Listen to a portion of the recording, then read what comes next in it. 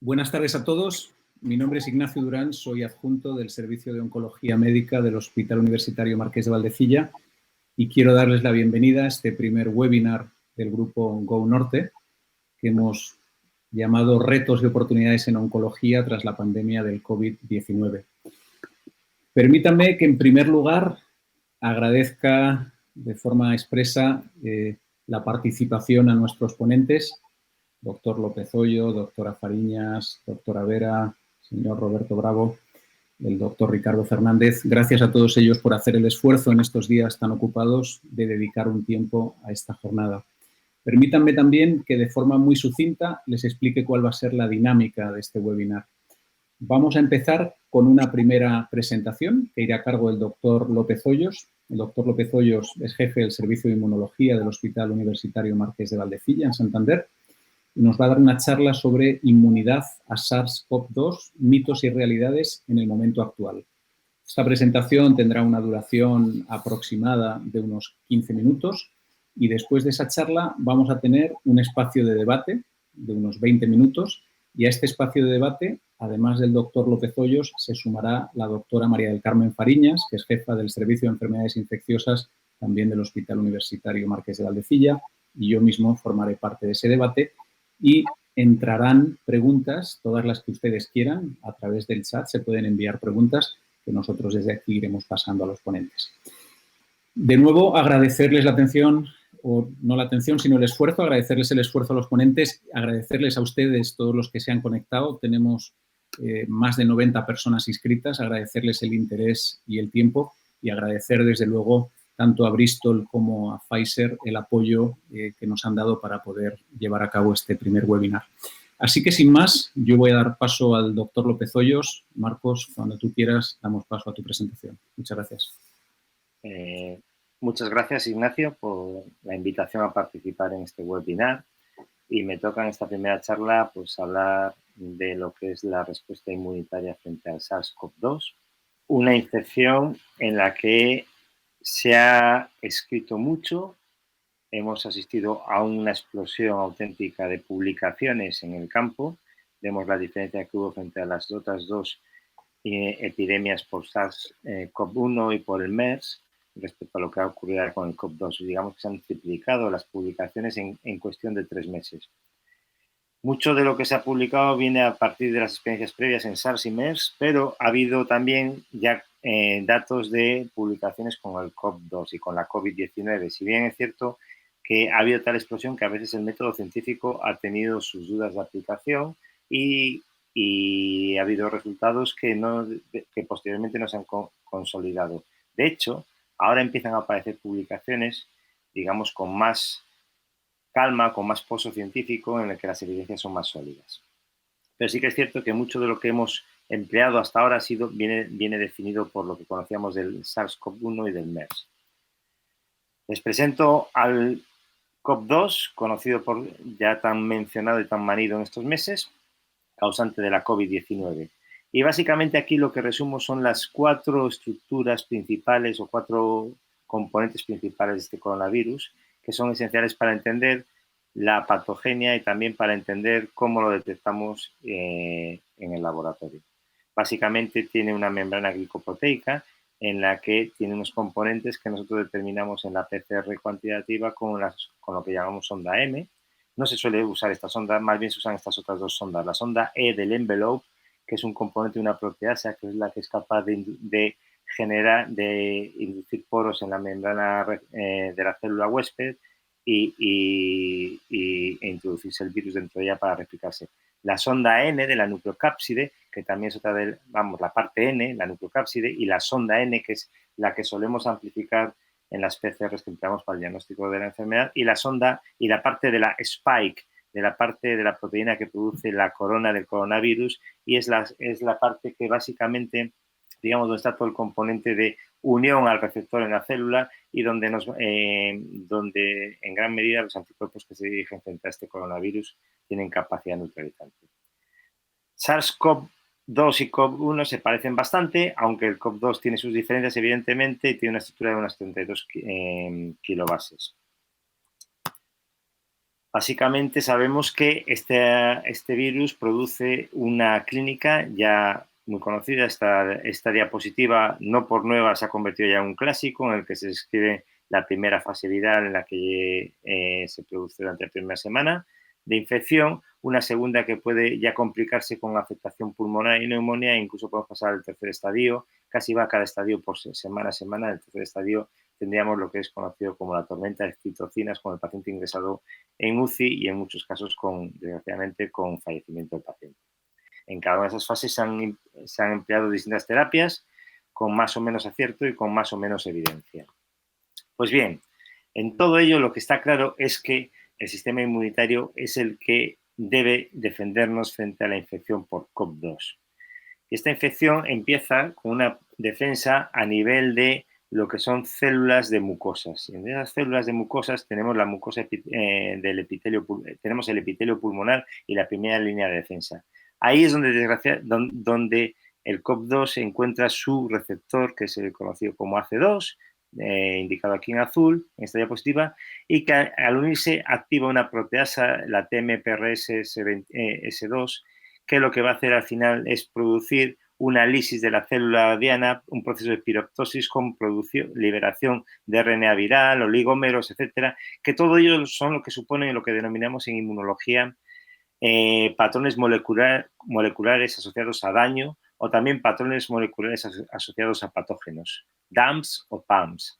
Todos estos patrones moleculares conocemos en inmunología que son los que disparan lo que es la respuesta inmunitaria innata, la respuesta inmunitaria de primera defensa, digamos, el primer batallón de choque frente a cualquier agente peligroso para nuestro organismo. Y eso se produce una vez que interacciona el virus con el AC2. Bien, esa activación de la respuesta innata es esencial. Se hace por eso y también porque activan esos patrones moleculares de daño y asociados a patógenos, activan receptores como los que conocemos como Toll-like receptors o los Rich-like receptors. Estos receptores, al unir todos los patrones moleculares de daño y patógenos, lo que van a hacer es producir un estado inflamatorio. Van a activar la producción de citocinas proinflamatorias, entre ellas IL-6, MCP1, etcétera, que estas van a inducir la generación, la expresión de moléculas coestimuladoras en lo que conocemos como célula presentadora de antígeno, y al final de todo ello lo que va a ocasionar, lo que va a inducir es la activación de una respuesta inmunitaria adaptativa. Es decir, la producción del daño molecular con activación de Toll-like receptors y Rich-like receptors y producción de citocinas inflamatorias nos va a favorecer la activación, en segundo término, de la respuesta inmunitaria adaptativa. Esa tipo de respuesta inmunitaria que está muy ligada a la innata, pero que es mucho más especializada. Digamos, son como lo que llamamos a veces francotiradores, los soldados más especializados de nuestro ejército de defensa frente a todo el peligro para el organismo. Esos Toll-like receptors son importantes y no lo sabemos en COP2 porque todavía no hay evidencias, pero sí que del primer coronavirus, del SARS-CoV, sí que sabemos que, por ejemplo, la infección con este SARS inducía un aumento de expresión por ejemplo, de un receptor, el Toll-like receptor 7, un TLR que sabemos que reconoce RNAs virales. O también se ha visto en modelos animales, por ejemplo, con ratones knockouts, para TLR3, otro Toll-like receptor específico para RNA viral, se ve que estos ratones tienen una infección mucho más agresiva que frente a los ratones controles. Por lo tanto, sí que en COP1 tenemos evidencias de que los Toll-like receptors son muy importantes. Asumimos que también tienen que ser importantes en COP2, pero aún hoy en día todavía no han aparecido evidencias. Además, un dato indirecto que podría explicar, por ejemplo, por lo que se dice que hay menor gravedad en mujeres, entre otros, sería que TLR7 es un gen que se codifica en el cromosoma X y, por lo tanto, una mayor expresión de esta molécula de TLR7 sería capaz de favorecer una respuesta inmunitaria innata más importante y evitaría una infección más agresiva. En todo caso, si la respuesta inmunitaria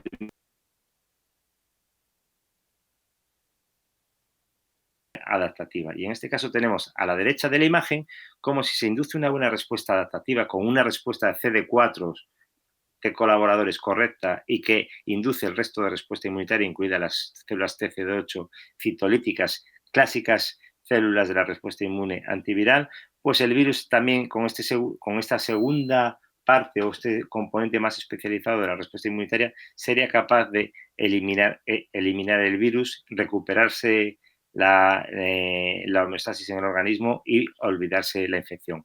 En cambio, si la respuesta inmune adaptativa, aquí a la izquierda, es incapaz de eliminar el virus, puede que al final todo eso induzca una disregulación de la respuesta inmunitaria que al final tenga ese efecto contrario, que en lugar de responder correctamente se desregule y tengamos un fenómeno de inflamación exagerada, que recuerda mucho a las tormentas de citocinas en la terapia CAR y en los síndromes hemofagocíticos, en los que hay aumento de citocinas proinflamatorias con paciente que tiene manifestaciones clínicas muy graves e ingresa en UCI, como hemos dicho anteriormente. Además, la respuesta inmunitaria adaptativa ha cogido mayor peso en la COVID-19 por el dato que salió ya hace casi 2 semanas en Cell, por Grifón y colaboradores de California, y que también hay un grupo de Charité en Berlín que muestra datos parecidos, en el que ve que los sujetos que no han estado expuestos a COP2, concretamente sujetos que estuvieron expuestos a coronavirus estacionales entre 2015 y 2018, pero no a COP2, resulta que estos sujetos, el 50% de sus células CD4 son capaces de reaccionar frente al SARS-CoV-2. Es decir, ahí se demuestra una reacción cruzada de las células TCD4 y también de las CD8, aunque en menor medida, frente a coronavirus estacionales que son capaces de inducir una respuesta anti-COP2, ¿vale? Esto ha sido muy importante porque da importancia a la respuesta inmunitaria adaptativa en la defensa frente al COP2, incluso desde el principio, no solo la respuesta inmune innata. El significado clínico de esto no lo tenemos claro, pero se están empezando a aducir distintas cosas, como por ejemplo en el caso de los niños que pueden tener mayor exposición a infecciones por resfriado común inducidos por los coronavirus comunes, pues puede ser que los niños sean un mecanismo de defensa frente a la infección por COP2. Pero todo es especular a día de hoy. Hace falta más evidencias. En todo caso, lo que es importante, y quiero que quede meridianamente claro, es que dentro de todo ello, al final tenemos estas células T-helper CD4 positivas, que en inmunología son esenciales porque alrededor de ellas gravita toda la respuesta inmunitaria especializada. Tenemos la célula presentadora del antígeno, que se ha activado en el contexto de la respuesta inmunitaria innata, y luego esta activa las células TCD4, que es capaz, esto viene de un modelo de autoinmunidad, pero sería lo mismo, sería capaz de inducir la activación de células CD8 con capacidad citolítica, pero también sería capaz de inducir la generación de células T foliculares helper, que son las que inducen la producción de anticuerpos. En el caso del COP2 se induciría los anticuerpos anti-COP2. Y esas células de la respuesta inmunitaria adaptativa sabemos que al inicio de la infección, si tienen unas alteraciones, parece que favorecen una peor evolución de la enfermedad. En concreto, los pacientes que tienen células CD4 no funcionales, ¿vale? Como se muestra aquí en este esquema complejo, básicamente las células CD4 que no producen citocinas, CD4 no funcionales, o tienen células CD8 positivas, células citolíticas, con expresión de marcadores de marcadores de senescencia, de mala función también, son aquellos sujetos que tendrían una peor evolución, que tendrían una evolución a un cuadro clínico más agresivo. Pero estos estudios siempre se han hecho, los pocos que hay realmente pocos, se han hecho en pacientes al ingreso en el hospital y no ha habido un seguimiento de estas poblaciones celulares.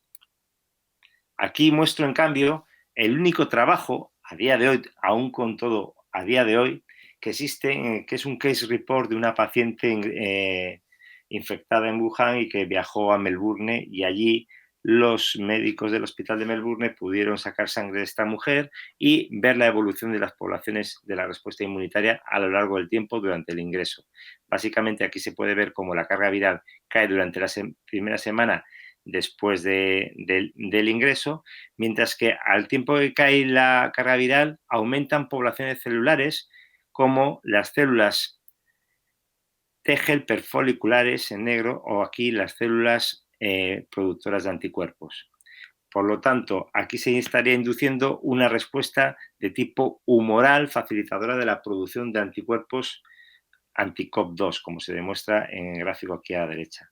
Por otro lado, se ve como células que pensábamos en principio que podían tener una importancia en la defensa frente al virus, pues se ve como las células NK con marcador de activación no se inducen y tampoco hay una caída importante de los monocitos con un perfil inflamatorio. Es decir, ni las NKs ni los monocitos se activan durante esta infección. Es decir, también que la paciente esta que se estudió fue una paciente que tuvo un cuadro de COVID, digamos, moderado leve. Por lo tanto, es importante, muy importante, y nos faltan estudios para poder comprobar cómo se comportan estas poblaciones celulares que se estudiaron en este único caso a lo largo del tiempo en pacientes y diferenciar cómo se comportan esas poblaciones desde el momento inicial y hasta las fases más agresivas y compararlo frente a la gente con un cuadro más leve. Eso nos va a dar idea de cómo la respuesta inmunitaria se está modulando, que es una respuesta que es plástica, cambia en el tiempo y probablemente si conseguimos tener muestras de pacientes en tiempos intermedios, seamos capaces de entender hasta qué punto se está los cambios en las poblaciones celulares pueden explicar también la evolución clínica. Y vamos con los anticuerpos. Al final, cuando hablamos de inmunidad en COVID, en esta infección, siempre estamos hablando de los anticuerpos. Parece que los anticuerpos son todo y como con lo que he querido reflejar anteriormente, no solo hay anticuerpos. La respuesta inmunitaria celular es esencial. Básicamente, en este trabajo de Nature Medicine fue muy importante porque entonces no había salido el trabajo de Cell y aquí no podíamos entender por qué, como se muestra en la gráfica, desde los primeros días tras la infección ya se conseguían demostrar anticuerpos de clase IgG. ¿Vale? Era algo ilógico porque incluso aparecían antes que los IgM en azul. Y siempre pensamos que en una infección primaria, siempre la primera clase de inmunoglobulina que aparece es la IgM y no la IgG. Además, en este estudio veían que los sujetos que tenían mayor título de anticuerpos tenían mayor severidad. Se ve aquí, ¿vale? A la derecha, abajo a la derecha, en naranja los de mayor severidad, en verde los de menos severidad. Y se ve que los títulos siempre eran algo más altos en los que tenían mayor severidad. Esto se vio aquí y además tenían 3 tipos de patrones, como hemos dicho antes. Estudiaron pacientes que eran negativos en el momento del estudio y que después se lo convertían, es decir, producían, en muestras posteriores se encontraban anticuerpos y se veía que había sujetos que primero tenían una conversión a IgG positiva y en la primera semana un grupo antes que la IgM. Se veía otro grupo de pacientes que se lo convertían al tiempo IgG-IgM y había un tercer grupo de pacientes que seguían el patrón clásico de producción de IgM antes que la producción de IgG. Es posible que esta producción anterior de la IgG en la primera semana pues tenga que ver también con lo que hemos visto antes de esas células CD4 de reacción cruzada con coronavirus estacionarios. Es posible que esa reacción cruzada sea también capaz de inducir una producción por células B de IgG que tengan reacción cruzada con el COP2 y que sean inducidos por coronavirus previos estacionales. La otra pregunta que hay, en vez de cuánto dura la respuesta humoral? Pues bien, no tenemos evidencias, tenemos que esperar tiempo. Ahora parece que lo que hay último descrito, por lo menos vemos que 60 días se siguen detectando los anticuerpos.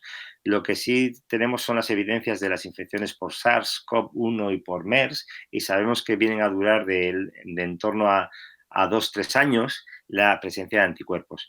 Lo que es claro es que los anticuerpos de clase IgG tienen una vida media siempre de 21 días y es seguro que van a permanecer en el tiempo y probablemente esperemos que permanezcan al menos lo que ocurría con el SARS y con el MERS, mantengan durante 2-3 años, y lo que lo van a mantener son la supervivencia de lo que son las células B memoria. Esas son las células que van a estar en el organismo y que se van a diferenciar siempre a célula plasmática productora de anticuerpos que lo producirán. Uy, pues tengo que correr, vale. Básicamente, de este trabajo de Mount Sinai, de Carlos Cordón Cardo, básicamente decir que los anticuerpos son a títulos altos y aparecen incluso, se ven hasta 28 días después de la infección. Este grupo de aquí pudieron estudiar una serie de pacientes que eran negativos al PCR positivos y que eran negativos para los anticuerpos, y se comprobaba cómo todos se seropositivizaban, casi todos, al mes de la infección. Aquí abajo también una cosa importante, conseguían ver gente con PCRs positivas incluso 28 días después de la resolución de los síntomas. Esto es un dato importante porque estamos viendo PCRs en gente que parecía que ya estaban curadas, y como bien dice la gente de Monte Sinai, es posible que esto sea porque estemos encontrando restos de RNA viral y que seamos capaces de amplificarlos, pero que no sean infectivos. Los anticuerpos en su día se usaron para aumentar la sensibilidad diagnóstica, se decía que añadiendo IgM podía ser. Hoy en día yo creo que esto no tiene más uso.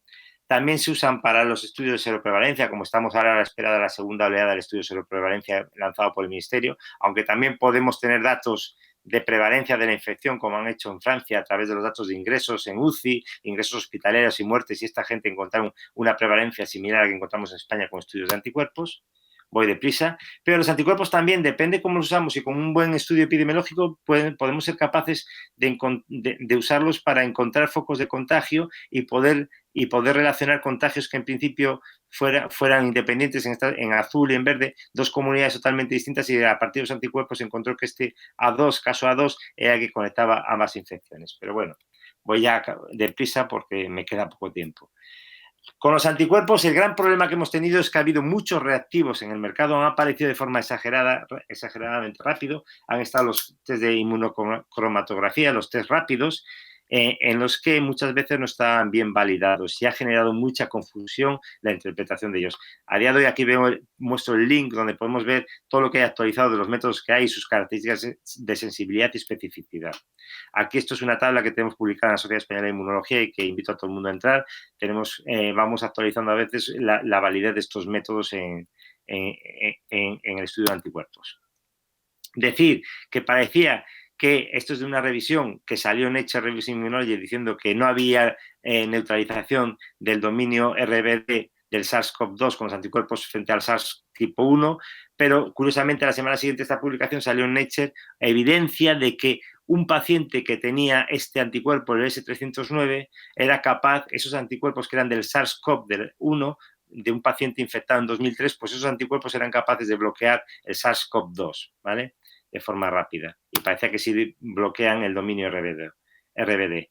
Quiero insistir en esto, que también viene del artículo de Grifoni de California, en el que muestran la reacción cruzada, que en la respuesta frente a COV2 no solo son los anticuerpos. Esto es respuesta que hay frente al COV2 en sujetos que están infectados por COV2 y que se ve que tienen una respuesta antiviral CD8 con producción de citocinas, interferón gamma, como vemos aquí, ¿vale? Y que es importante, hay que tener en cuenta que no solo va a haber, cuando hablamos de inmunización, no solo tenemos que pensar en anticuerpos, sino también en células.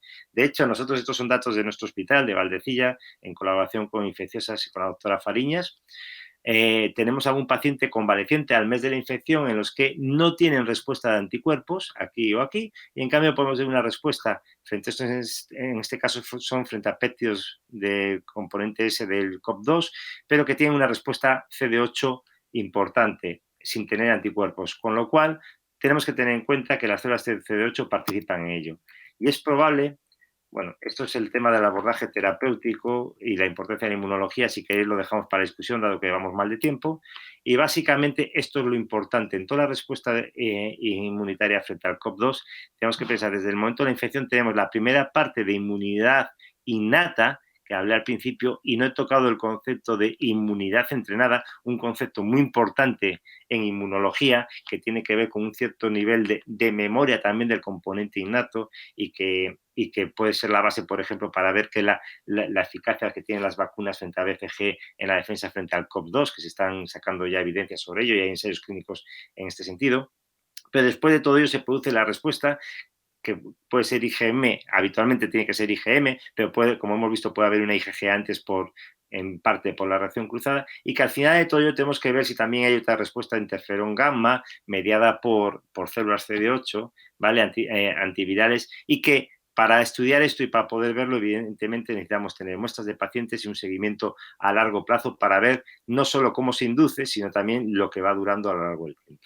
Y básicamente eso es de forma muy rápida contada lo que es la respuesta inmunitaria frente al COP2. Muchas gracias. Muchas gracias, doctor López Hoyos. Gracias por estas interesantes pinceladas acerca de la inmunidad del SARS-CoV-2. Vamos a invitar a la doctora Fariñas que también se sume a este momento de discusión, y también invito a las 94 personas que están conectadas ahora mismo a que, si tienen alguna pregunta que lanzar, pues lo pueden hacer a través de la aplicación que están utilizando. Son preguntas que vendrán directamente a mí, no salen expuestos ni la pregunta ni los datos de la persona que las hace, y que estaremos encantados de hacerles llegar a los ponentes. Yo tengo unas pocas, algunas me las has ido contestando, Marcos, pero sí quería puntualizarlas y te pediría una respuesta cortita.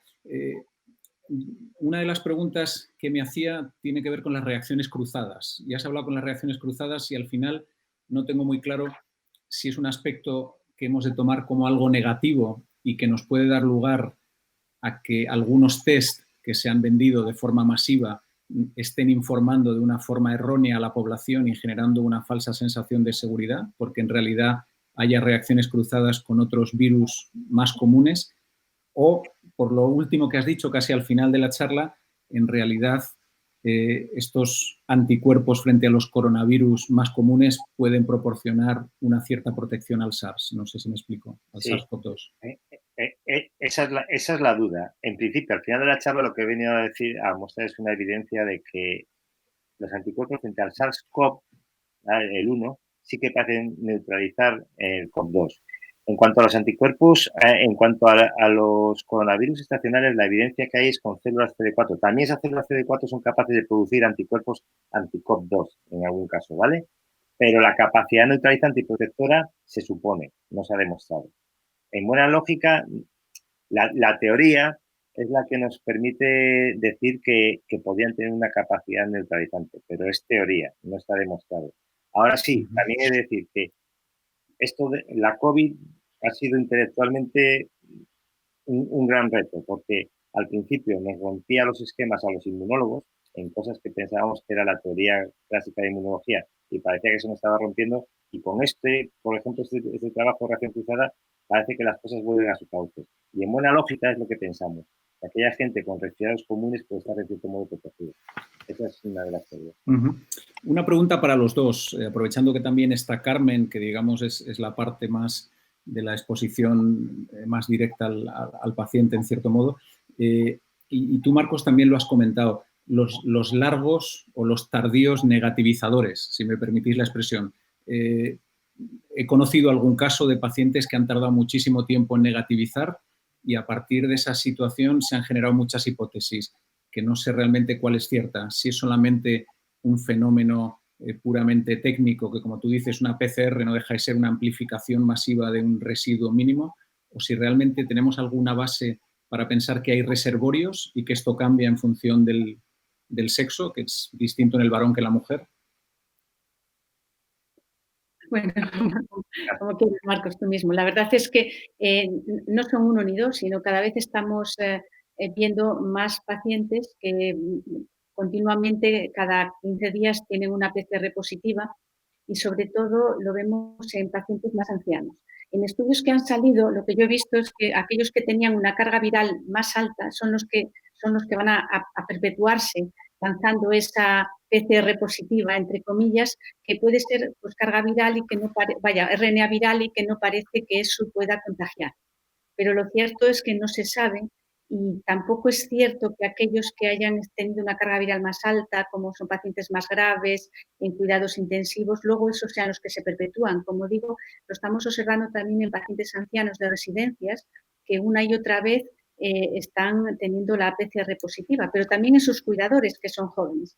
Yo no tengo ninguna explicación, y probablemente sea partículas de RNA viral y probablemente no se vayan no sean contagiosas, pero por si acaso, de momento nosotros los tenemos aislados para que no haya algún problema que pueda no sé, Marcos, si quieres tú ahondar en esto, pero no se correlaciona con muchas cosas que han dicho. Totalmente de acuerdo con Carmen. Solo apuntar, ha salido un trabajo ayer, lo he visto ayer, hace 2 días, que curiosamente en cuanto al tema de la detección de la carga y la carga viral la miramos, profesor, y lo damos como CTs, ¿vale? A la hora de amplificar. Entonces hay un nivel de CTs, que hacer un trabajo en el que se dice por debajo de 24, es decir, con una carga que amplifican a pocos ciclos, que es una carga viral importante, son las que tienen mayor capacidad de infectividad, ojo, in vitro, con células Vero, ¿vale? Eso puede tener, también es un dato que seguro que en clínica tienen en cuenta, seguro que Carmen tiene en cuenta el tema de los CTs, porque eso te puede también sugerir un poquitín mayor infectividad. Sí, lo que pasa es que lo que nos dan es positivo o negativo, pero todavía no nos lo informan. Pero vamos a que se informe. Vale. Nos ha entrado una pregunta desde el público que dice: ¿debemos estar preocupados por los pacientes contagiados que están siendo tratados con inhibidores de los checkpoint inmunes? ¿Deberíamos valorar un corticoide de entrada? Es un poco controvertido, ¿no? Porque el checkpoint teóricamente lo que hace es encender nuestra respuesta inmune, con lo cual te entra de pronto el terror de pensar que en esa fase de la tormenta de citoquinas esto pueda ser peor, pero no sé si hay evidencia al respecto. Entonces, un señor que ingresa y que lo has estado tratando con este tipo de fármacos, como dice la persona que hace la pregunta, ¿lo bloqueamos rápidamente con corticoides o estamos comprometiendo su respuesta? ¿O no hay datos sobre esto? Yo creo que de momento no hay datos. Lo cierto es que lo que hacemos ahora es algo parecido, pero al revés. Cuando un paciente viene, primero tratamos con antivirales y a los 7 días generalmente empezamos a darle antiinflamatorios y concretamente corticoides. Aquí nosotros hemos hecho un estudio que está ahora enviado para publicar de 90 pacientes, que es un estudio multicéntrico con Valladolid, Ponferrada y Cantabria. Y entonces lo que hemos visto es que los pacientes que a partir del 7º día se instaura dosis pequeñas, bajas de corticoides, pues que los pacientes parece que tienen una evolución mejor. O sea que si miramos por ese aspecto, pues sí, tienen una actividad inflamatoria y tendríamos que darle corticoides. Pero por otra parte no sabemos si aunque estén tratados, en esos momentos el virus es muy alto y lo que perjudicamos es dándole el corticoide. O sea, yo creo que la respuesta hay que estudiarla y con un proyecto bien planteado como el tuyo, yo creo que a lo mejor nos puede aclarar. No sé, Marcos, si tiene alguna cosa que decir al respecto, pero es controvertido. Sí, pero fíjate curiosamente lo que he mostrado en una diapositiva, que las células CD8 que expresan checkpoints, que expresan PD1, CTLA4, son las que están más expresadas al ingreso, no en la fase de tormenta, sino al ingreso en pacientes que evolucionan peor, ¿vale? Entonces, el bloqueo de los checkpoints puede tener su efecto beneficioso a la hora de un cuadro, no sé, es especular, evidentemente es especular. De momento estamos haciendo justo lo contrario. Eso, pero es especular. También es que esto es especulación pura y dura. Hablando de especulación, una pregunta muy concreta de terapéutica. Cuando todo esto empezó y nosotros íbamos viéndolo desde la distancia, nuestros compañeros de Madrid iban infectándose, muchos se subieron al carro de tratarse de manera precoz con hidroxicloroquina y acitromicina. ¿Podemos enterrar esa opción de tratamiento? ¿Fue realmente una decisión quizá impulsada por falta de otros recursos y ahora mismo no la recomendaríais, incluso la desaconsejaríais? Carmen, tú que estás más en la terapéutica. Bueno, es que justo ese es el objeto de debate primordial ahora de los protocolos. Por el estudio que acaba de salir hace poco y que todo el mundo conoce, de Lancet Infectious Diseases, donde comparan varias ramas de tratamiento en el que incluyen acitromicina más hidroxicloroquina, y lo que se ve es que, lo que ellos encuentran es que la hidroxicloroquina produce muchos más efectos secundarios, sobre todo, pues muerte súbita y problemas que por lo cual se desaconseja. Y que la OMS acaba de retirar de un brazo de un estudio que está haciendo. Francia la ha retirado, pero no parece que eso esté tan claro. Yo creo que aquí todavía no tenemos esa recomendación. Es cierto que muchos hospitales la han quitado ya de primera línea de tratamiento y nosotros estamos todavía en debate. Si miramos, claro que la COVID-19 es algo distinto, pero fijaros la cantidad de pacientes que están tratados con cloroquina que no tienen infección por COVID-19. Aquí y no hay esos problemas. Sí es cierto que hay que tener en cuenta pues, cómo está el QT y los problemas que puede producir. Nosotros aquí no hemos tenido ningún problema con la hidroxicloroquina. No sabemos por qué ha sido o por qué no, pero lo cierto es que está recogido. No podría decir en estos momentos, estamos todavía nosotros debatiéndolo. Y también el tiempo que se trata a estos pacientes son 5 días. Fijaros la cantidad de pacientes reumatológicos que llevan tiempo con el tratamiento y no se han absorbado este problema tan importante. Es imposible dilucidarlo en estos momentos. Yo creo que hay cautos y a nosotros no nos fue mal con la cloroquina.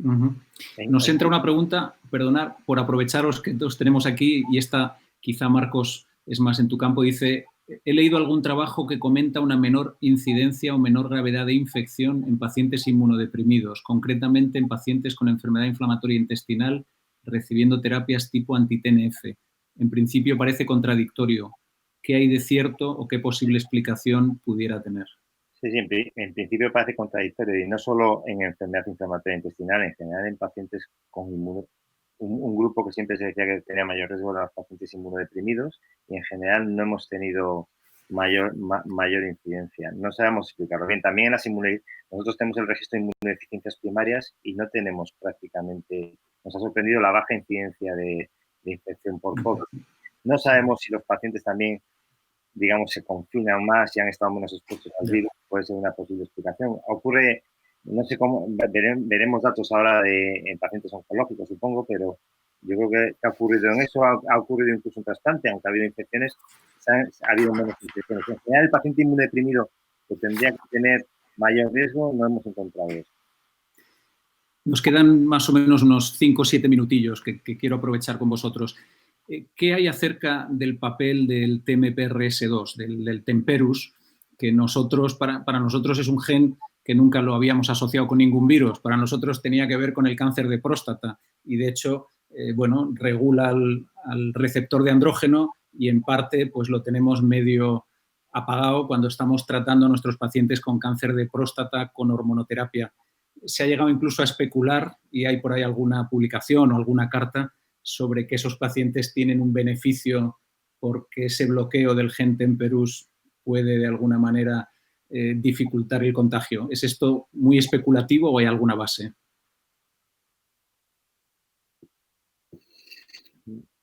La verdad, no te lo sé contestar, Ignacio, no te lo sé contestar. Es posible, es una posible explicación, pero no voy más allá de ello, no lo he estudiado en detenimiento. No sé si Carmen. De momento hemos tenido pocos casos oncológicos como para poder separar cáncer de próstata frente a otros tumores. La verdad es que al menos en Cantabria no tenemos esos datos. No sé si alguien de los que están conectados a la teleconferencia tiene alguna información extra, porque me consta que hay gente de Madrid que ha sido una zona un poquito más golpeada y probablemente hay alguien. ¿Y esta próstata tiene algo que ver en cáncer de pulmón? No hasta donde yo alcanzo. No. Hay una publicación al principio de la pandemia que es de Saudi Arabia, de Arabia Saudí, sí, donde dicen ellos, no sé si la habéis visto, que que los pacientes que tienen de cáncer de neoplasias de órgano sólido, sobre todo son pulmón y cáncer colorectal. Nosotros, no sé si has tenido oportunidad de verlo en nuestra serie, pero en la serie que tenemos de los pacientes ingresados, que son más de 500 que se han revisado, tenemos más o menos unos 34 o 35 pacientes con neoplasias sólida y unos 8 más o menos de hematológicos. Y principalmente son también pulmón y colorectal. La verdad es que no están los detalles, no te lo puedo decir, pero no sé si la próstata, además de... Esto es lo que nosotros te puedo decir de nuestra serie. Claro, ahí hay un factor que puede ser confusor, que es el epidemiológico, ¿no? También por la incidencia de estos tumores, y en el caso del pulmón por la afectación bronquial de base, porque la gran mayoría son pacientes con una broncopatía crónica y probablemente más susceptibles. Que esa era otra de las preguntas que tenía, que no sé muy bien, cuando Marcos has explicado muy bien, cuando se produce esa respuesta inmune que puede ser en color verdecito, como mostrabas, si resuelves, o que puede ir a un color rojo y ser una cosa, digamos, errónea, exagerada, imprecisa. No sé si empezamos a conocer algunos factores que nos separen o que nos disgreguen a los pacientes que se benefician más de los que se benefician menos. Se ha hablado de factores como, por supuesto, la edad avanzada, que tiene sentido por la función inmune, pero se ha hablado de la obesidad, se ha hablado del tabaquismo y se ha hablado del sexo. ¿Hay algo, tenemos datos ya epidemiológicos en ese sentido? Ya hay componentes genéticos. Por ejemplo, se conoce que la población andina, en concreto, tiene una evolución tórtida, grave, y parece que puede haber un componente genético todavía desconocido. Probablemente de los estudios genómicos que se hagan encontremos ahí hay datos importantes. También hay coinfecciones que te inducen respuesta inmunitaria, por ejemplo, infecciones por el mintos, ¿vale? Te pueden estar modulando de forma distinta el sistema, la respuesta inmunitaria, y te pueden favorecer un peor o un mejor o peor pronóstico, e incluso cómo se puede buscar la respuesta humoral, un nivel de anticuerpos a veces frente al COP2, pues, en general un nivel de anticuerpos bajos te puede producir un efecto contrario, te produce unos anticuerpos no tan eficientes, no tan neutralizantes, y te pueden producir una reacción inflamatoria, lo cual también es importante. Pero estamos todavía muy pronto en esta pandemia y son cosas por definir. La última pregunta, porque tenemos que dar paso al resto del bloque, aunque estaríamos aquí un buen rato más. Para los dos, sé que es una pregunta que quizá no tiene una respuesta fácil, pero ¿existe ahora mismo información fundada para prever futuros rebrotes en el corto o medio plazo? ¿Debemos pensar que el otoño va a ser un otoño caliente o podemos empezar a pensar que esto va a pasar a la historia? Carmen. Bueno, si acertara esa pregunta me haría rica, esto lo patentaba. Hombre, lo que se está haciendo es muy importante y es ver continuamente los positivos que hay en las distintas comunidades y hacer esos rastreos, no solamente a los positivos, sino también a los contactos. Y bueno, pues esto irá poquito a poco. ¿Qué pasa en el otoño? Pues en el otoño va a haber más agrupación de personas y entonces eso va a favorecer que si hay un positivo pueda transmitirse a las personas en las que está en contacto. En verano, en el tiempo libre, está claro que va a haber menos posibilidad de estar juntos. Y parece que en los últimos estudios de ayer o de antes de ayer, aparte de la mascarilla, es muy importante el distanciamiento, por lo menos estar a más de 1 metro. Eso es lo que ha salido ayer publicado. Entonces, yo creo que el problema del otoño va a ser que vamos a volver otra vez a estar juntos como pasa en la gripe estacional y ahí es donde hay que rastrear mucho.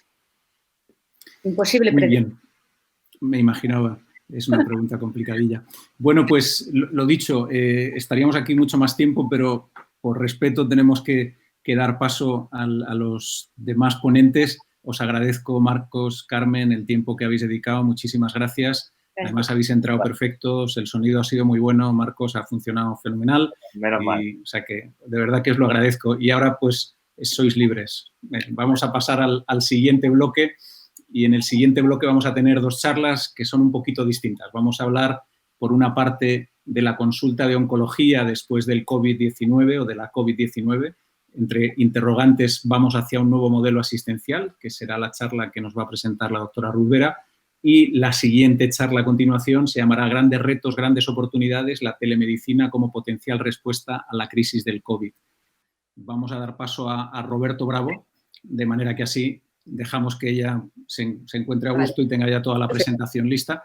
Así que hacemos así. Roberto es el CEO de la compañía Persei Vivarium en Madrid y ha sido tan amable de aceptar nuestra invitación con esta charla provocadora que se llama Grandes retos, grandes oportunidades, la telemedicina como potencial respuesta a la crisis del COVID.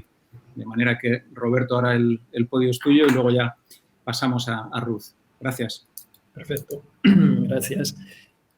¿Me escucháis perfectamente, verdad? Muy bien. Nada, voy corriendo a poner la pestaña yo también. Un segundo. Ya está por aquí. Vale. Bueno, pues nada, como decía, muchísimas gracias a Go Norte y muchísimas gracias al doctor Ignacio Durán y a todos vosotros por vuestra asistencia. Bueno, simplemente me gustaría compartir durante los próximos minutos algunos detalles sobre cómo la telemedicina puede ser utilizada en este escenario en el que estamos inmersos. Y también sobre cómo puede ayudarnos en el nuevo modelo de prestación sanitaria que de alguna manera parece emerger y que podría incluso mantenerse en un futuro post-COVID. En primer lugar, simplemente comentar algo que yo creo que conocemos todos y es cómo hemos abordado la prestación sanitaria durante estos meses. Bueno, yo creo que podemos encontrar un montón de encuestas y casi todas nos van a decir que las consultas virtuales han sido ampliamente utilizadas. En algunos casos vamos a encontrar datos como que se han incrementado en más de un 150%, ¿vale? Y digo consultas virtuales aunque podría decir llamadas telefónicas, ¿no? Que yo creo que es básicamente la telemedicina, sobre todo, que hemos estado utilizando. Tras esta experiencia, ¿no? que yo creo que todos los profesionales habéis tenido, se están generando algunas reflexiones tanto los médicos como los pacientes, ¿no? Sobre la viabilidad de integrar la telemedicina en algunos ámbitos de la práctica asistencial, ya que en general los pacientes en su mayoría yo creo que lo han recibido de buen grado. Una parte también de las visitas hemos visto que se pueden llevar a cabo de forma remota, ¿no? También hemos visto que no es necesaria una gran infraestructura tecnológica y yo creo que una parte importante de médicos y de pacientes podrían usarlo sin una curva elevada de aprendizaje, ¿no? Y en este sentido, pues parece que la prestación que viene a corto plazo, ¿no? Es una prestación en la que vamos a tener que convivir con la pandemia, como escuchábamos ahora en la ponencia anterior, y parece que nos va a tocar estar desde el punto de vista de prestación sanitaria en esa modalidad híbrida, presencial, virtual durante los próximos meses. Y bueno, pues, ¿qué primeros pasos son los que ya se están dando desde los centros, ¿no? Pues lo primero, se están escogiendo y activando herramientas para hacer videoconferencias, ¿no? Durante los meses que hemos pasado, ¿no? Desde marzo, fundamentalmente se ha estado utilizando el teléfono, pero ahora parece que el uso de la videoconferencia pues, se podría normalizar en estas comunicaciones médico-paciente. Yo creo que hay hospitales, por ejemplo, que están planteándose utilizar herramientas como Zoom, ¿no? A pesar de todo lo que hemos oído de la inseguridad, y aunque hay una versión de Zoom Healthcare. Y bueno, como decía, hay hospitales que se están planteando utilizar este tipo de herramientas u otras alternativas para la videoconferencia. Esto la verdad que está muy bien, pero para que sean soluciones a largo plazo han de escogerse herramientas que cumplan pues, el ámbito regulatorio sanitario, por supuesto. De cualquier forma, las consultas virtuales, ¿no? Sean por teléfono, sea por videoconferencias, es también para resolver en este momento un problema puntual. Pero para la nueva modalidad de prestación sanitaria que parece emerger, quizá deberíamos empezar o pensar en integrar otro tipo de elementos, ¿no? Es decir, el ecosistema de telemedicina que pensemos articular en nuestro servicio, pues debería permitirnos, en primer lugar, minimizar la exposición, lógicamente, de los pacientes a COVID, especialmente de los pacientes más vulnerables, claro. También este ecosistema debe permitirnos garantizar la calidad de la prestación sanitaria, al menos como la pre-COVID, ¿no? También deberíamos asegurar la adherencia al tratamiento de los pacientes a través de esta prestación, incluso disponer de información del paciente como los síntomas, eventos, etcétera, ¿no? Y a todo esto pueden ayudarnos herramientas como la inteligencia artificial, como los dispositivos, las aplicaciones móviles y, por supuesto, muchas otras. Bueno, hablemos un minuto de inteligencia artificial, ¿no? Porque en este escenario de prestación remota, pues es probable, me vais a perdonar que como he entrado un poquito antes, no me ha dado tiempo a cerrar un segundo la ventana del balcón de casa. Un segundo. Ya está. Y estaba escuchando, bueno, supongo que os estaba compartiendo el ambiente de la calle. Mil disculpas. Bueno, decía que la inteligencia artificial, bueno, pues puede ayudarnos en esta prestación remota, por ejemplo, con algoritmos para el diagnóstico remoto, ¿no? Yo supongo que lo sabéis, pero cada vez son más usados, por ejemplo, el diagnóstico por imagen, ¿no? Esto lo conocéis perfectamente. Lo que no sé si sabéis es que cada vez empiezan a emerger más empresas que hacen diagnóstico también por vídeo. Te haces una foto o grabas un pequeño vídeo y te calcula con una foto de la cara variabilidad de frecuencia cardíaca, saturación de oxígeno, etcétera. Esto funciona así. Están emergiendo ahora precisamente también empresas de diagnóstico por voz. Esto es importante también. Incluso hay empresas que están intentando hacer diagnóstico de COVID por voz. No sé si habéis visto algunos estudios que han aparecido, pero al paciente le hacen repetir una serie de frases, toser, etcétera, etcétera, ¿no? Con el fin de intentar hacer ese diagnóstico por voz. Bueno, son herramientas que se podrían utilizar. En el ámbito de la inteligencia artificial. También podemos aplicar inteligencia artificial para hacer un análisis de evolución del paciente, ¿no? Para hacer una clasificación o predicción de eventos, algoritmos para hacer triaje o incluso bots, estos chatbots que cada vez vemos más, ¿no? Para hacer un soporte básico, ¿no? Como para dar citas, ofrecer recursos educativos a los pacientes, etcétera, ¿vale? Lo que pasa que es cierto que con la inteligencia artificial hay que poner especial atención en al menos un par de cuestiones. Una de ellas es que si estamos procesando o transformando la información, puede que ese algoritmo o ese producto necesite un certificado de producto sanitario, ¿no? Hay un montón de algoritmos en el mercado, pero es cierto que deberíamos ver si cumplen o no con la certificación requerida.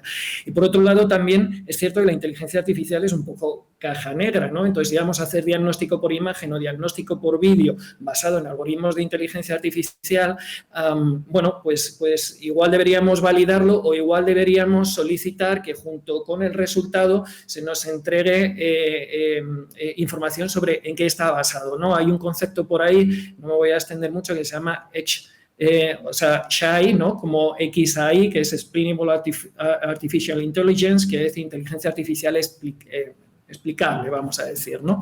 Que os animo a que lo busquéis. Bueno, también en esta prestación remota o con una componente remota nos podemos ayudar de dispositivos. Hay dispositivos que todos conocemos o productos para telemedicina, ¿no? Que miden diferentes parámetros, que llevan incorporados estetoscopios, otoscopios, etcétera. También podemos aprovechar dispositivos que están en la casa o en todos los domicilios, como pueden ser termómetros, básculas, etcétera, ¿no? Como soporte para identificar o para evitar alguna visita. Y dispositivos que no son necesariamente sanitarios, ¿no? Como pueden ser los wearables que todos tenemos, que nos dan información sobre sueño, actividad, etcétera, y los propios teléfonos móviles que también nos sirven para dar determinado tipo de parámetros, incluso el mío hasta hace poco, que ahora lo han anulado, me daba información sobre la saturación de oxígeno, ¿no? También, por supuesto, tenemos diferentes aplicaciones móviles que nos pueden resultar de utilidad en una asistencia de telemedicina, ¿no? Algunas están disponibles de forma general, o sea, todos los que tenemos Android o iOS, es decir, la mayoría nos facilitan información sobre actividad, pero también si tenemos estos dispositivos que decíamos vamos a tener acceso a datos de sueño, etcétera. También cada vez tenemos más aplicaciones genéricas de bienestar, ¿no? Que nos dan alguna serie de recomendaciones, algunos parámetros básicos de salud. También tenemos aplicaciones específicamente de telemedicina para la interacción médico-paciente y también tenemos aplicaciones de seguimiento del paciente, ¿no? Y dentro de estas, de las de seguimiento del paciente, tenemos fundamentalmente dos. Aquellas más generales en las que podemos recoger pues, los tratamientos del paciente, síntomas, etcétera, pero que no tienen ningún protocolo asociado a una patología específica, y tenemos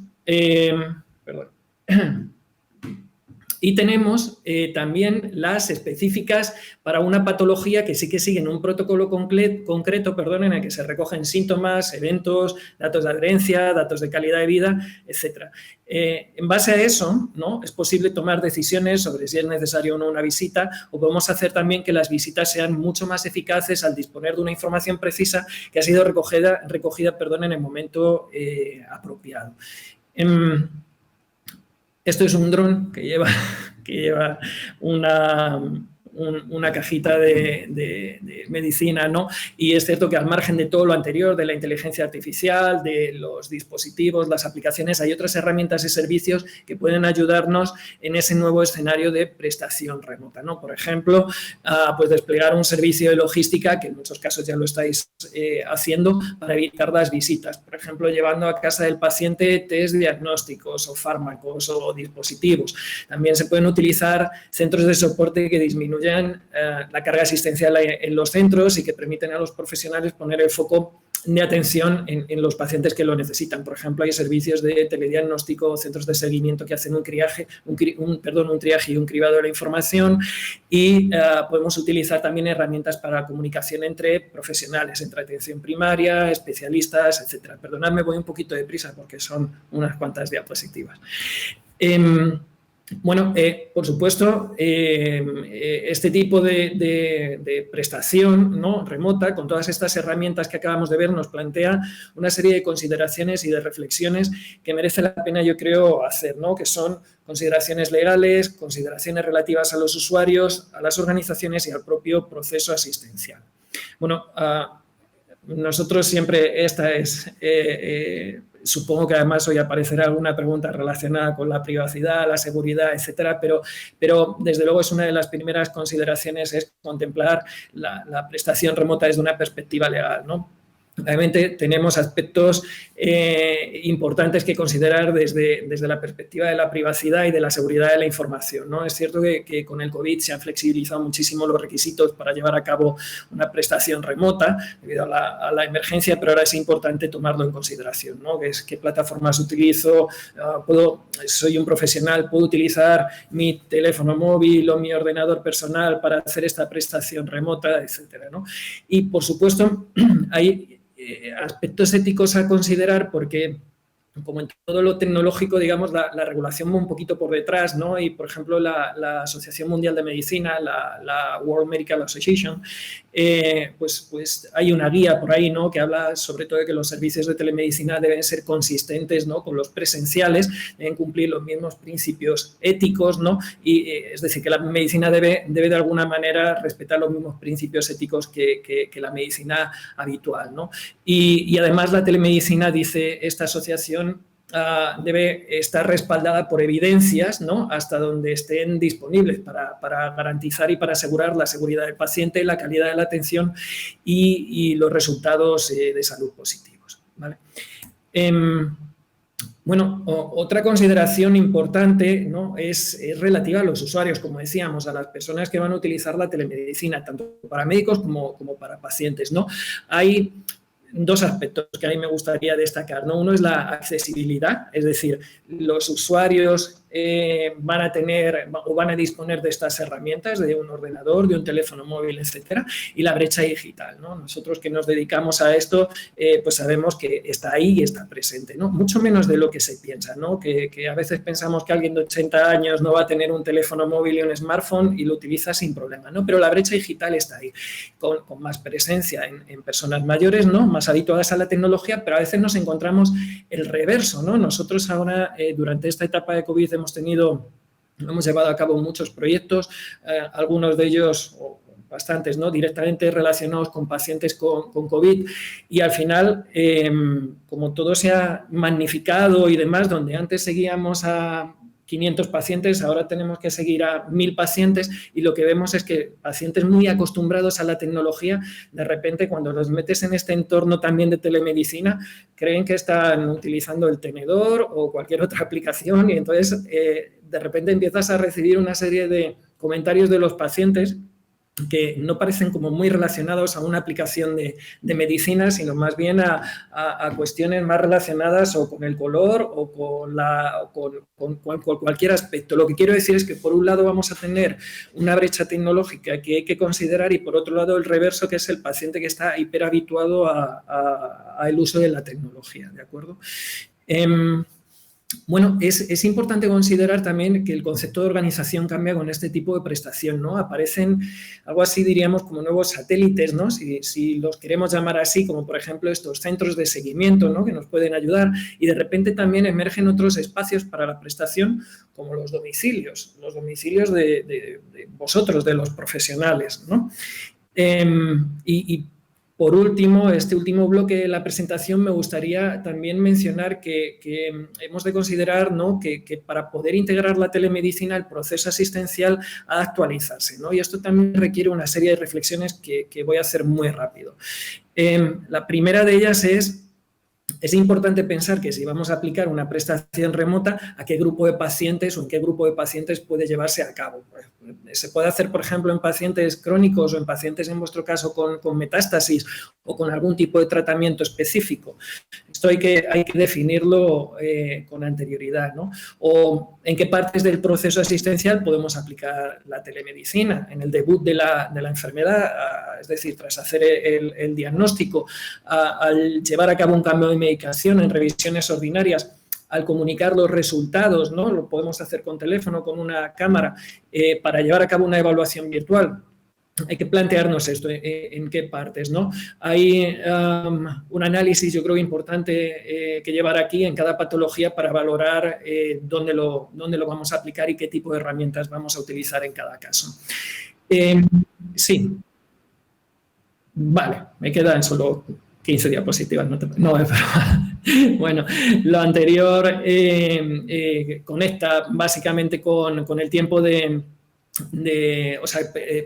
perdón, quería decir que lo anterior conecta con el tipo de asistencia virtual que queremos o que podemos ofrecer, ¿no? Va a ser telefónico, va a ser una videoconferencia.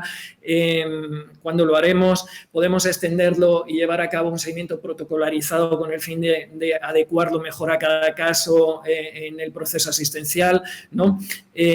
Bueno, hemos de pensar además en qué partes llevaremos a cabo una prestación síncrona, por ejemplo, una videoconferencia, y en cuáles será más asíncrona, ¿no? Donde me van reportando datos, los voy mirando y voy respondiendo cuando proceden. Otro aspecto también sobre ese cambio del proceso asistencial es qué espacios se van a usar para la prestación.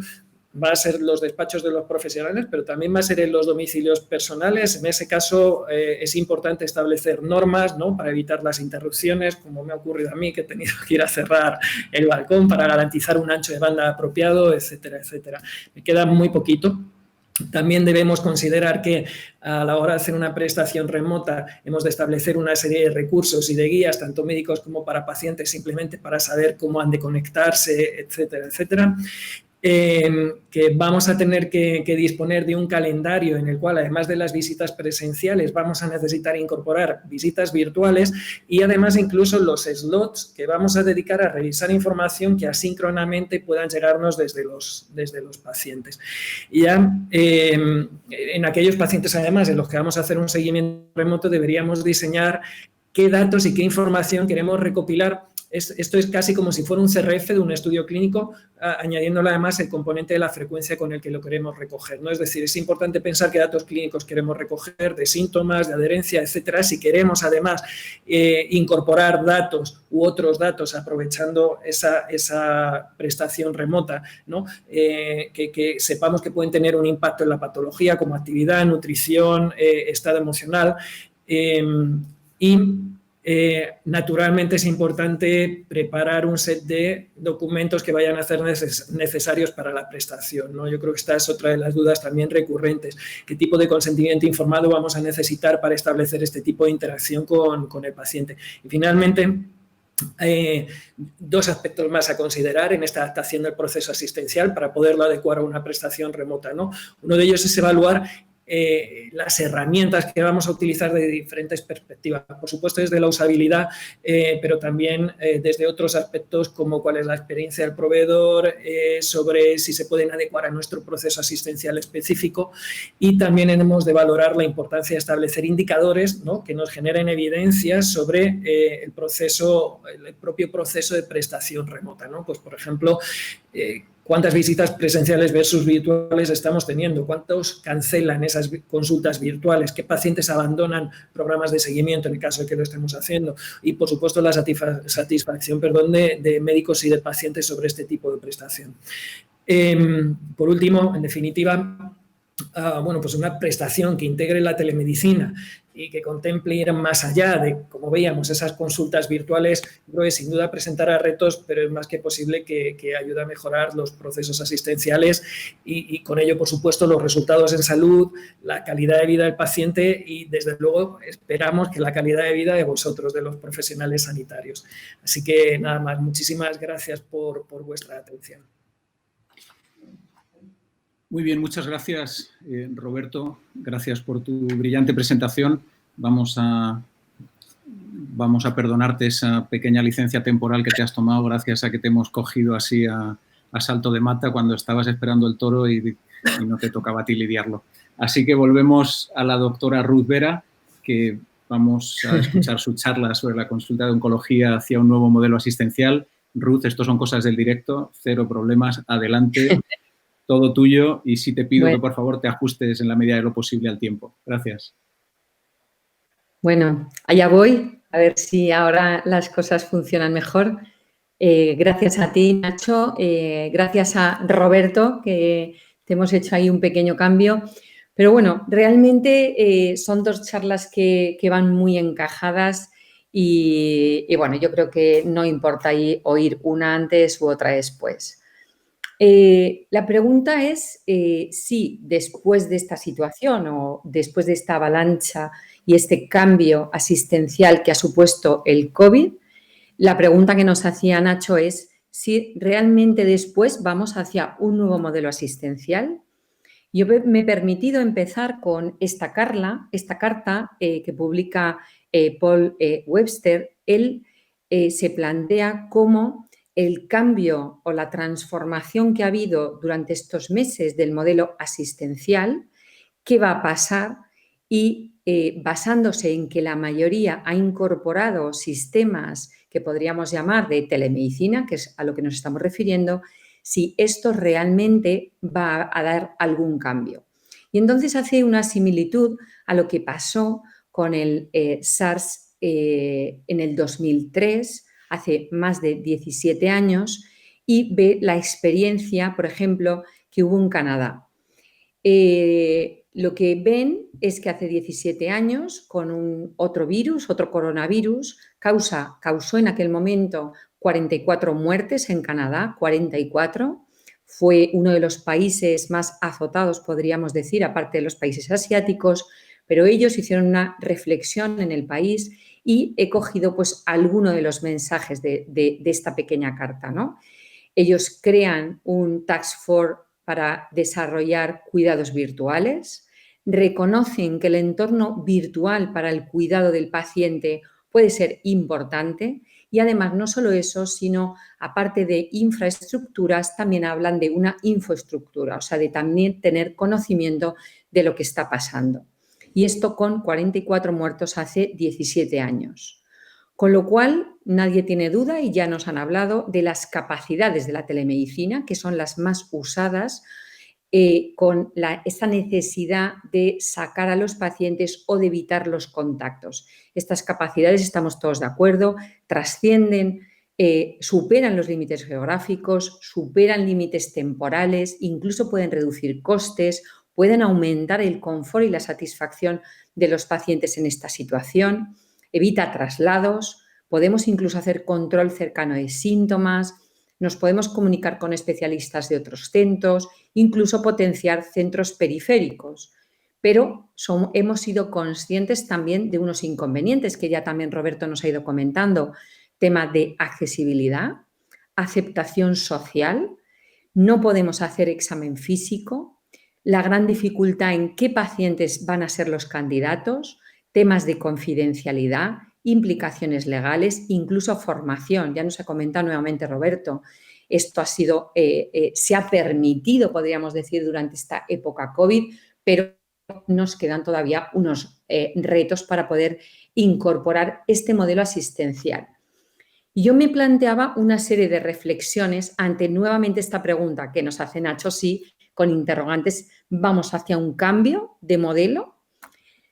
Mi primera reflexión sería, esto ha sido una tragedia, casi 30.000 muertos en nuestro país, es una tragedia, pero puede servirnos lo que hemos aprendido para paliar déficits que todos sabíamos que tenía el sistema antes de esta situación COVID y que veníamos reclamando desde hace mucho tiempo. ¿Vamos a cometer un cambio radical en todo nuestro modelo asistencial? Hay gente que dice que bastaría con prepararse para contingencias como la que hemos tenido y no cambiamos nada más, o aún sabiendo que tenemos que potenciarla, esta carrera hacia la virtualización puede mermar y mucha gente se plantea si ha mermado la calidad en la atención asistencial.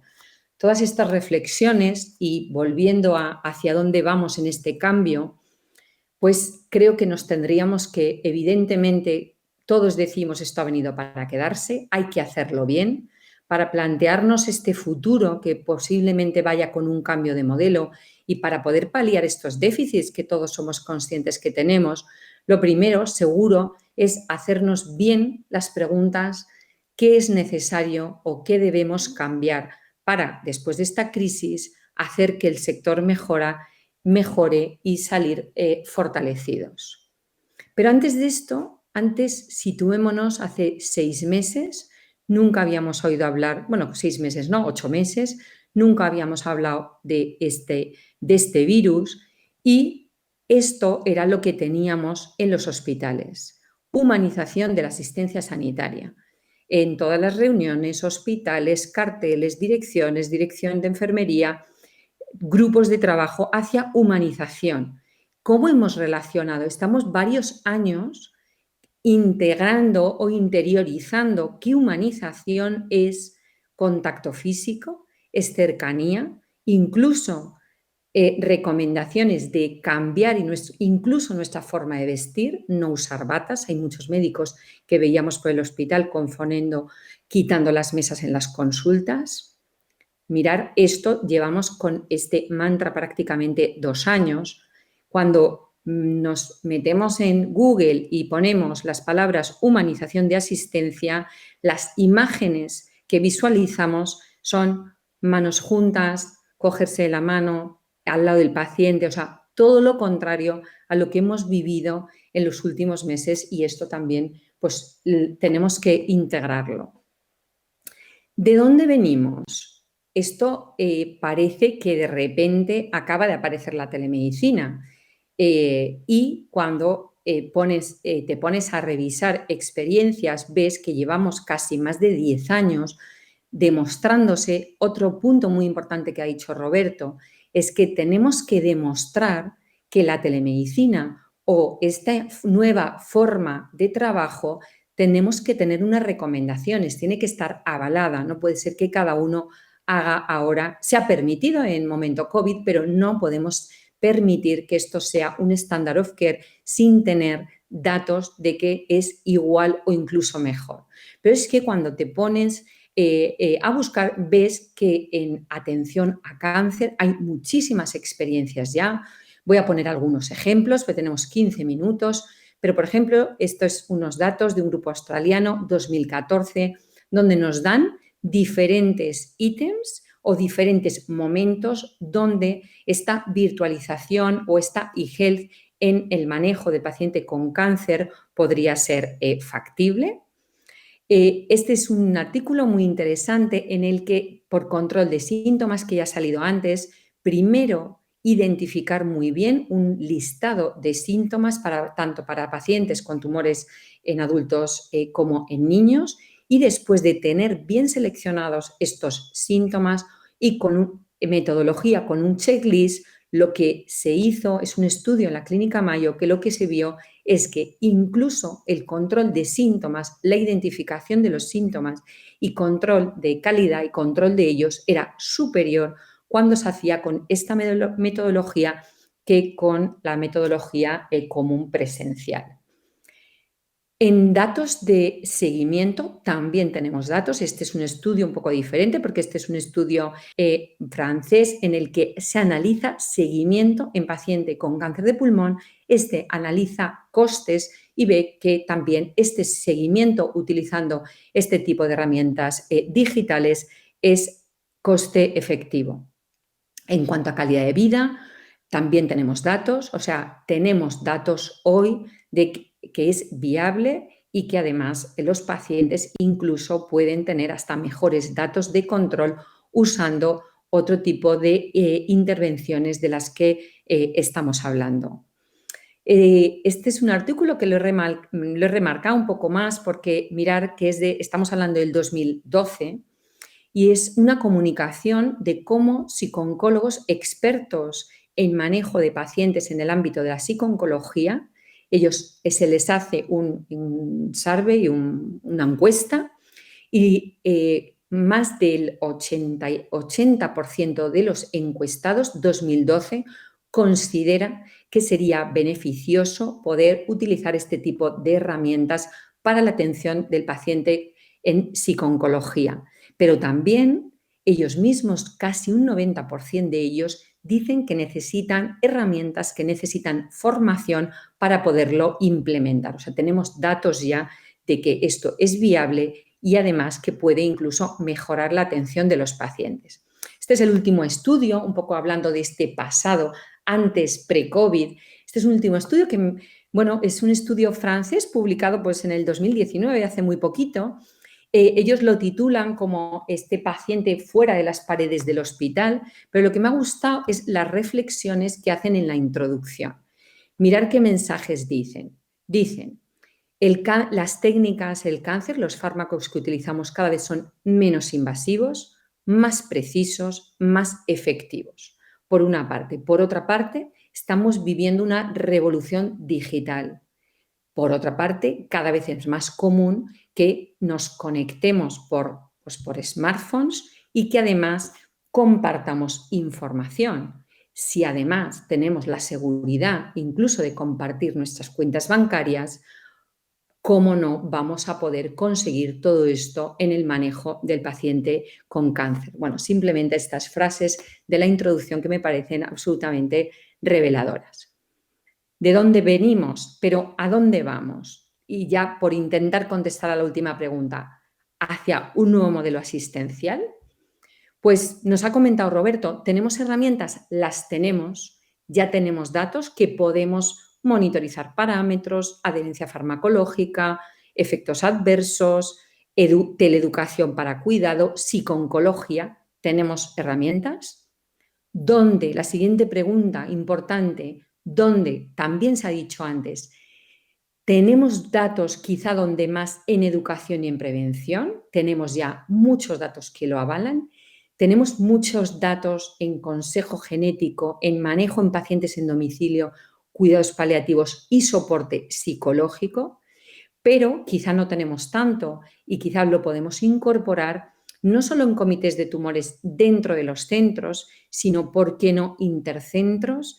Si tenemos en el Marqués de Valdecillas una unidad de cirugía de carcinomatosis peritoneal en este momento, ¿por qué no nos podemos plantear que se pueden hacer comités entre diferentes hospitales de tercer nivel o incluso entre comarcales?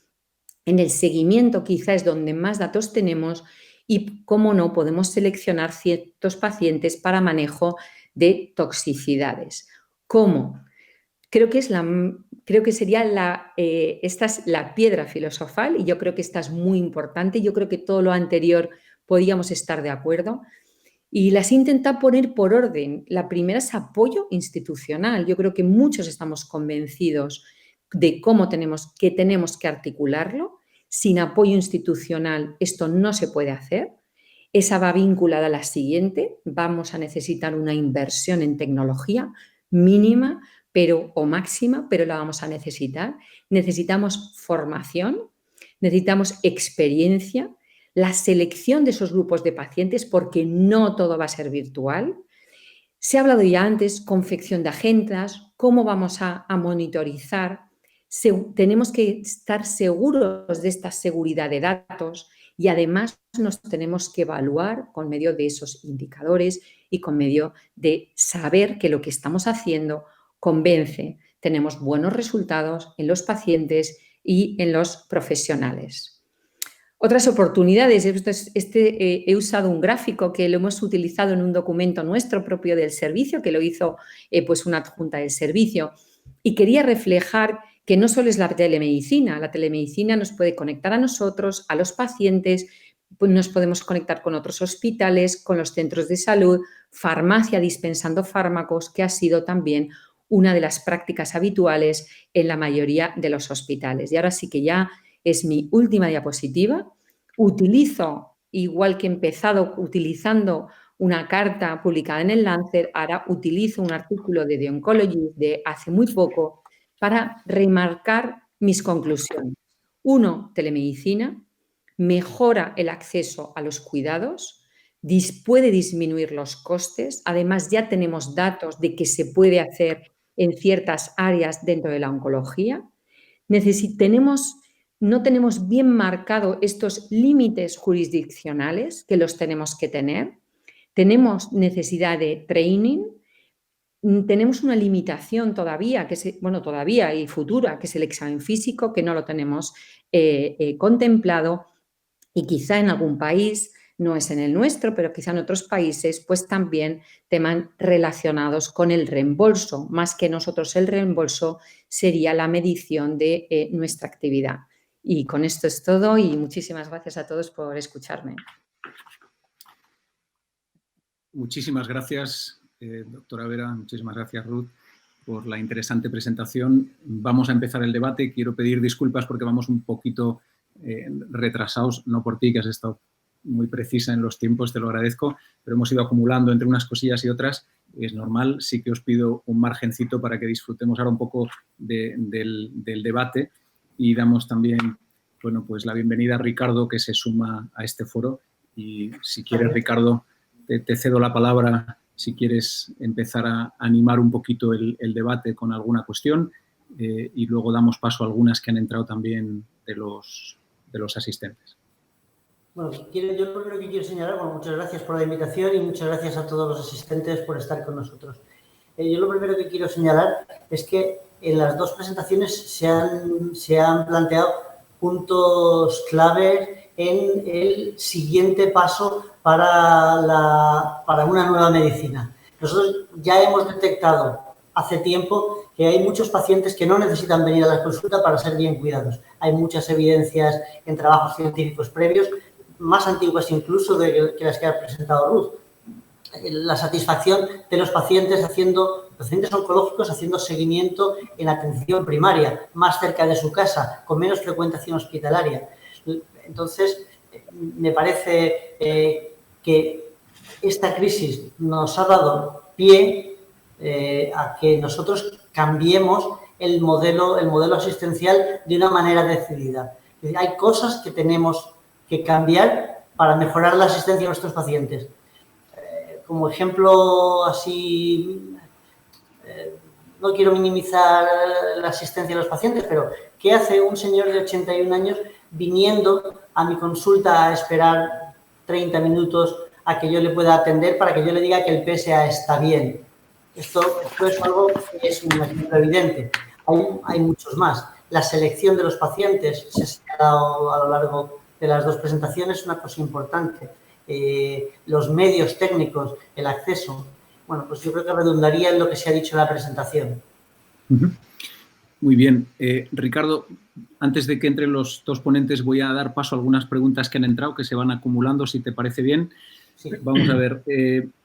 Hay varias, las vamos a ir intentando hacer llegar todas, si es posible, pero una que me parece muy relevante y que se ha mencionado por encima es ¿cuáles serían los principales inconvenientes que podrían encontrar los gestores para implementar la telemedicina y cómo podrían superarse estos escollos? Si queréis, empezamos, no sé, Roberto, por ejemplo. Los gestores hospitalarios. Bueno, normalmente todo lo que implica, en nuestra experiencia, todo lo que implica manejo de datos clínicos, especialmente por proveedores externos, suele requerir cada vez menos, es cierto, ¿no? Pero tiene unas ciertas barreras, ¿no? Yo percibo, insisto, que cada vez son menores, ¿no? Pero es cierto que si queremos implementar algo como herramientas de telemedicina va a ser necesario utilizar, como digo, sobre todo si queremos implantarlas, si queremos dotar a todo un hospital de herramientas de videoconferencia y demás, podemos ponernos a diseñarla o podemos ponernos a contratar un proveedor externo, ¿no? Y bueno, esa es la principal reticencia, en mi opinión. No va a ser quizá una cuestión de coste, porque al final es cierto que, como decía Ruth, tiene un coste. Ruth decía precisamente coste mínimo, coste máximo. Sabemos que son al final herramientas asequibles, ¿no? Podríamos decir, pero para mí, y por no reiterarme, fundamentalmente va a tener que ver con estas barreras de manejo de datos por proveedores externos a los centros hospitalarios. Ruth, ¿cómo lo ves tú, que estás en el otro lado de la relación con el gerente? Vamos, es que estoy totalmente de acuerdo con Roberto. O sea, yo creo que no es un tema de lo que vale, porque creo que justo no es el problema. El problema es el tema de manejo de datos. Llevamos la mayoría, yo no sé vosotros, pero nuestra comunidad autónoma pues tiene sus sistemas de información propios, con su historia clínica propia, ¿no? Que se gestiona internamente.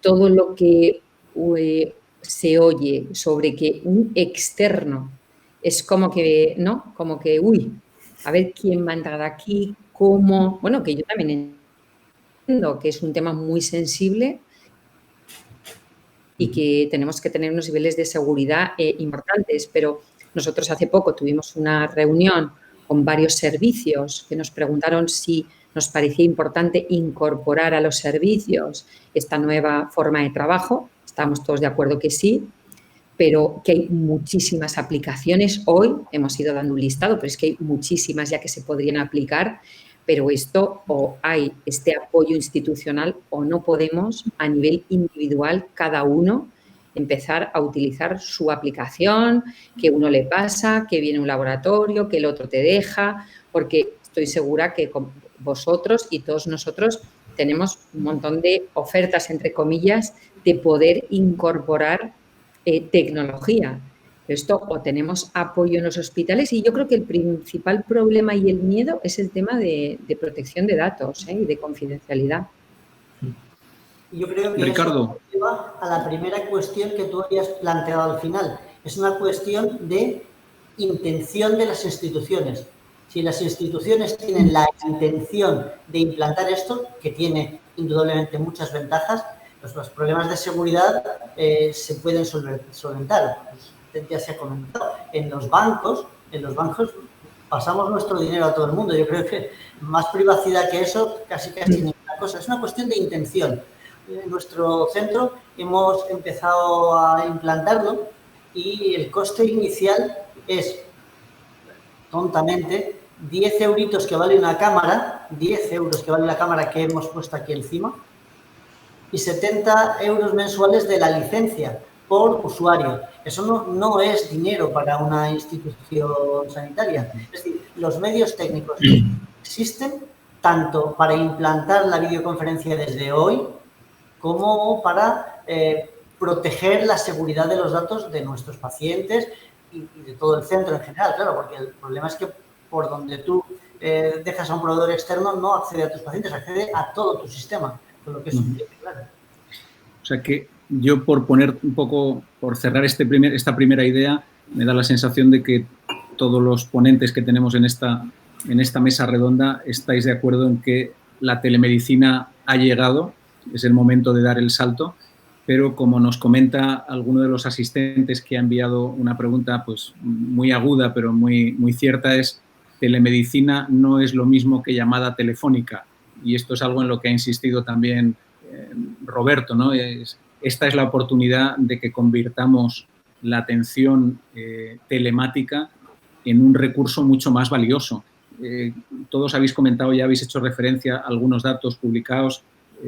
Hace poco me pareció leer un artículo en el cual estos detectores o estos monitores de frecuencia cardíaca habían demostrado que diagnosticaban de forma precoz la fibrilación auricular en determinadas poblaciones en Norteamérica, ¿no? Es decir, que ya incluso de forma completamente informal y desorganizada y desestructurada, ya este tipo de cosas están demostrando que sirven para algo, ¿no? Luego, yo creo que el gran reto, y también lo comenta alguno de los asistentes en una pregunta, es integrar esto en 17 sistemas de salud.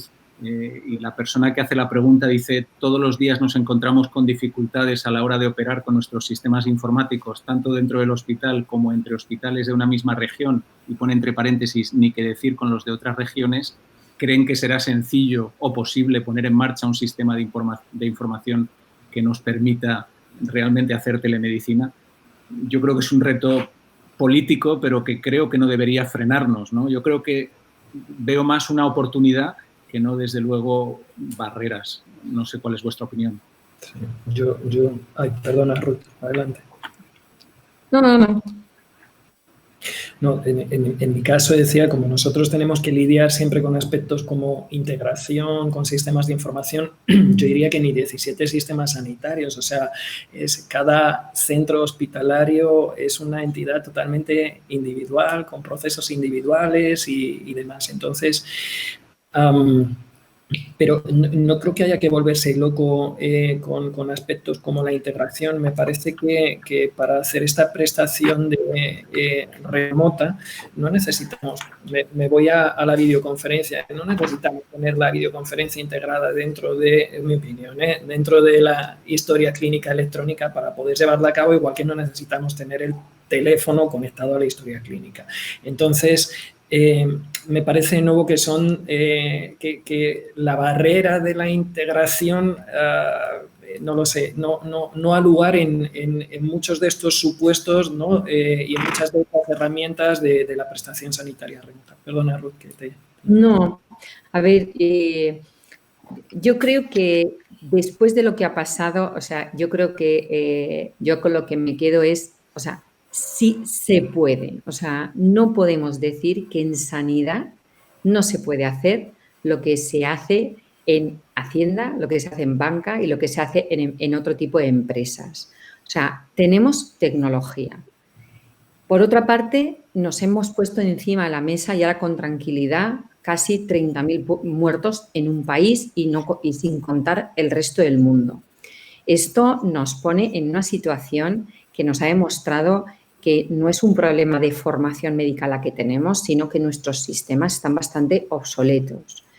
Y no puede ser que tengamos una tecnología que puede hacer ¿no?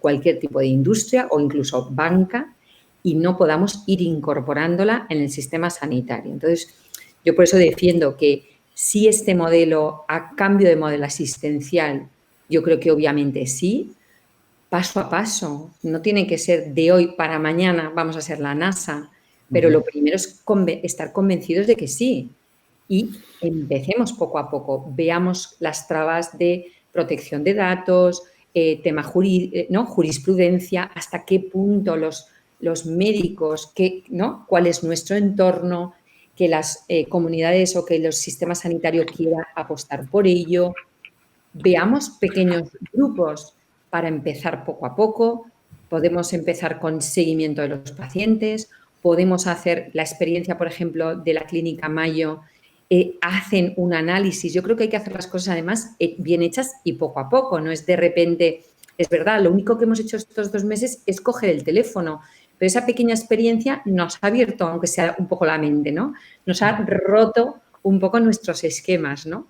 Entonces, ya hay experiencias súper interesantes en que si tú analizas una serie de síntomas en determinadas patologías y las utilizas dentro de un checklist y intentas identificar, no que el paciente espontáneamente te las digas, sino que tú las puedas incluso clicar, llegas a poder reconocer muchísimos más síntomas, poderlos tratar precozmente, o sea, es que hasta es mejor.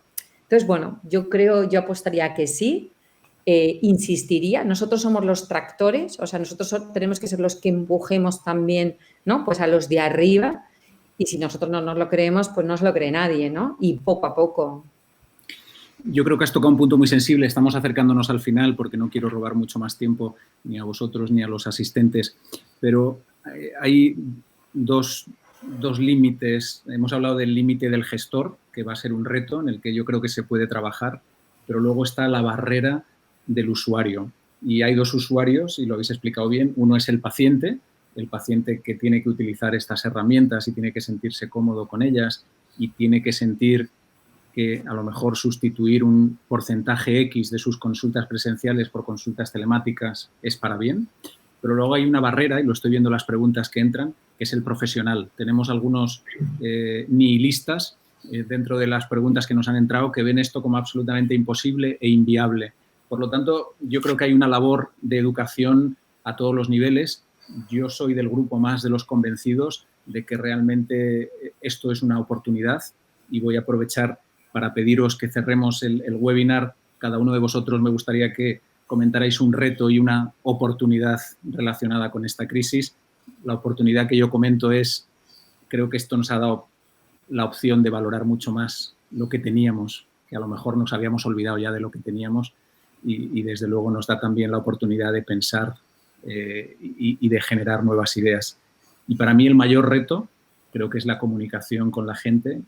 Tenemos mucho que aprender todavía en educación. Has hablado antes de la importancia de la distancia. Yo estoy aburrido de ver grupos de niños, adolescentes, unos encima de otros, haciendo celebraciones de múltiples tipos, y gente no tan adolescente también estando juntos. Entonces, creo que ese es un gran reto. Pero me gustaría que cada uno cerrarais con un breve reto y una oportunidad. Empezamos por la doctora Vera, que es nuestra experta. Bueno, yo creo que ya he sido un poco apasionada con lo que he dicho antes. Yo creo que esto nos tiene que hacer pensar que no todo lo que haces todos los días por costumbre es lo mejor. El cambio, el reto del cambio, una de las cosas que más nos cuesta a todos en cualquier ámbito de la vida es el cambio, ¿no? Y yo creo que un gran reto es el cambio, ¿no? Pensar que nuestras costumbres se pueden modificar. Y la oportunidad, cuando pienso en una oportunidad de verdad, después de esta tragedia, parece como, da miedo hasta como decirlo, ¿no? Porque parece que, o sea, dices, una oportunidad de tener 30.000 muertos, pues bueno, vamos a intentar, ¿no? Vamos a intentar sacar algo, ¿no? Y algo, ¿no? Hemos aprendido que no siempre es lo que pensamos, que hay pacientes que están encantados, o sea, ¿no? Porque hay gente que sí que es nihilista en esta situación, pero te encuentras pacientes muy contentos, ¿no?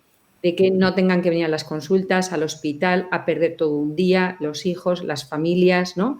Y que sí que es verdad que no todo puede ser digital, evidentemente, por supuesto que no, pero que tenemos que pensar que hay una parte importante que tendríamos que cambiar. Roberto, en 2 minutos tu reto y tu oportunidad, y dejamos a Ricardo que cierre. Sí. Bueno, mi reto, reitero un poco lo que decía, ¿no? Es ser capaz de salvar esas barreras, que además creo que va a ser así, ¿no? Esas barreras sobre lo que implica el manejo de los datos, especialmente porque yo creo que lo mencionaba Ruth antes, y también Ricardo, estamos compartiendo un montón de datos en redes sociales, etcétera. No entiendo por qué los datos de salud, si cumplimos con todas las medidas, etcétera, etcétera, porque tenemos tanta dificultad con ello. Y oportunidad para mí, claramente, es que vamos a entender, yo creo que un poco mejor, si abrimos la medicina hacia mucho más fuera del hospital, hacia ese entorno más remoto, yo creo que vamos a poder entender un poco mejor las enfermedades, ¿no? El paciente posiblemente vamos a recibir una información mucho más, con más matices, más rica y demás, y eso nos va a permitir entender un poco mejor las enfermedades. Esa es la oportunidad. Muchas gracias. Ricardo, tú cierras tu reto y tu oportunidad. Yo creo que el gran reto está en organizar bien la transición.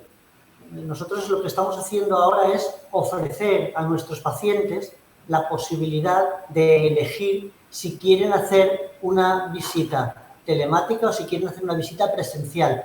Y ahora mismo son los pacientes los que están eligiendo cómo va a ser su próxima consulta. Porque la transición tiene que ser lenta y como la transición no puede ser automática y obligatoria, los pacientes pueden tener que elegir. La telemedicina no es un sustitutivo, es complementaria y no nos va a quitar trabajo. Va a hacer que tengamos algo más de trabajo, pero sobre todo un trabajo mejor. Tenemos más capacidad de atender a los pacientes, tenemos más capacidad de atenderlos en más momentos porque no tienen que venir todo el tiempo.